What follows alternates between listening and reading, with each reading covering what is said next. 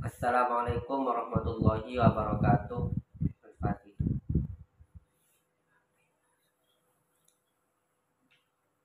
Bismillahirrahmanirrahim. Mudihal aqlul atihi huda wa hawam mutawallin anhu huji. Mudihal aqlu, terpuji. Al aqlu apa akan dipuji. Al aqlu apa akan al atihi, yang mendatangi apa akalhi kepada ketaatan, yang menuju apa akalhi kepada ketaatan dan hal-hal lain yang berkaitan dengan ketaatan, misalnya nanti sampai kepada makomat tingkatan level keimanan dan ibadah. Hudan, akal itu datang, hudan akan petunjuk. Hudan ini keduanya maf'ul lah, maf'ulun lahu. Hudan berarti karena, ya, karena sebagai petunjuk atau untuk petunjuk. Bahwa wahawan, sementara adapun hawan itu hawa nafsu, mutawallin ialah berpaling, anhu dari ketaatan dan makomat ibadah atau ibadah dan seterusnya, puji. Adapun hawa nafsu yang berpaling anhu dari ketaatan dan seterusnya, puji ialah dicela. Dicela, puji itu dicela maknanya. Mudihal aklul atihi, ay al ati, dipuji apa akal, al atihi yang datang, ay al ati datang, ma kepada sesuatu, marro yang telah dijelaskan apa mah sebelumnya. Apa itu? Minat taati berupa ketaatan. Di bait sebelumnya sudah dikatakan walipo atihi wasoba hatiha anwarusoba himmu batalihi. Nah, akal yang menuju ke arah itu, ke arah ketaatan, dan akan sampai kepada tingkatan atau level keimanan, bentuk ibadah yang terus meranjak sedikit demi sedikit naik kepada level selanjutnya. Akal yang menuju ke sana itu hudan, ya, sebagai petunjuk atau karena petunjuk atau untuk petunjuk. Bahwa wahawan, sementara adapun hawan, mutawallin yang berpaling, ay muqridun berpaling, anhu dari ketaatan. Jadi hawa nafsu yang berpaling dari ketaatan itu puji, itu zumma, apa, dicela. Jadi ada dua di sini, ada akal, ada hawa nafsu, ada dua, akal, hawa nafsu. Akal yang mengarah kepada petunjuk, kepada ketaatan, itu terpuji, sementara hawa nafsu yang berpaling dari ketaatan itu dicela. Hawa nafsu yang berpaling dari ketaatan itu dicela. Ada dua. Ini yang bertolak belakang, akan menuju kepada ketaatan, sementara hawa nafsu berpaling dari ketaatan. Satunya terpuji, satunya tercela. Yakni anal abda alladhi atama marwa minat ta'ati wa ghairiha minal maqamati lil hidayati minallahi ta'ala mamduhun. Berarti hidayah maknanya karena petunjuk.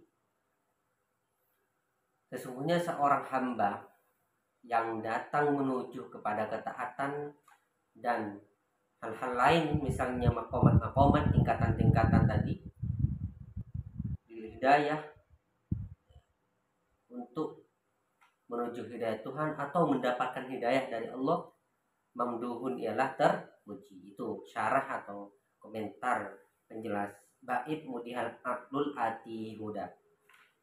Wa innal abda, namun sebaliknya sesungguhnya hamba allati ittaba'a hawahu, yang mengikuti hawa nafsunya abad, wa tawalla amma marrah, dan berpaling siapa abad amma dari ketaatan dan makomat tadi, madmumun, ialah tercela.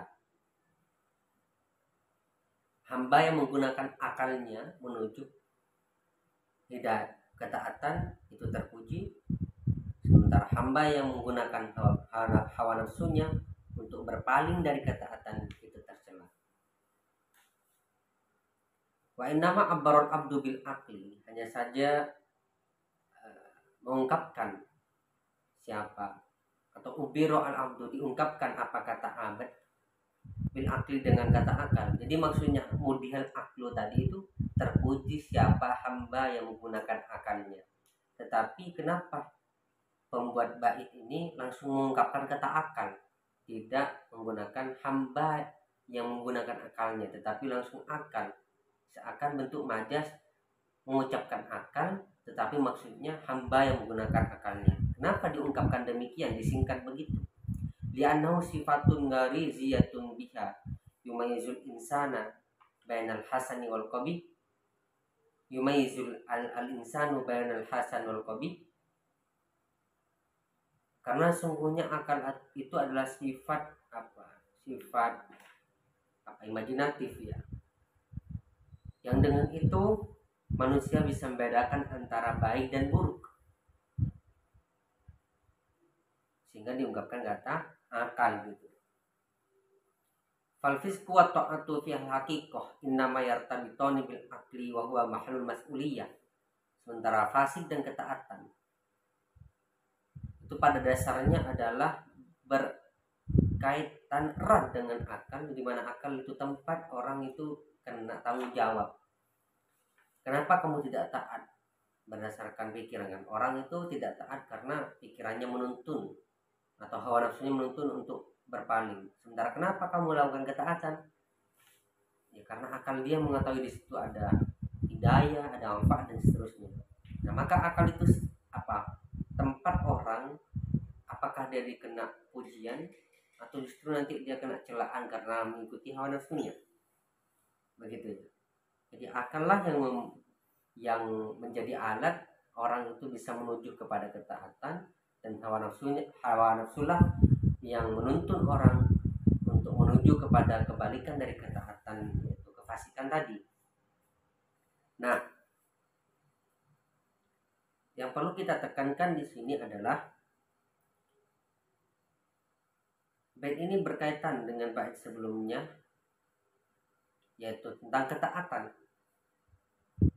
Keberkaitan itu mau menjelaskan bahwa orang itu melakukan taat, ya, melakukan ketaatan itu berdasarkan akalnya, sembari ada petunjuk hidayah dari Tuhan, dan itu terpuji. Sementara orang yang mengikuti hawa nafsulah, dia akan nanti tercela. Nah, di sini adalah poin di mana kita memahami bahwa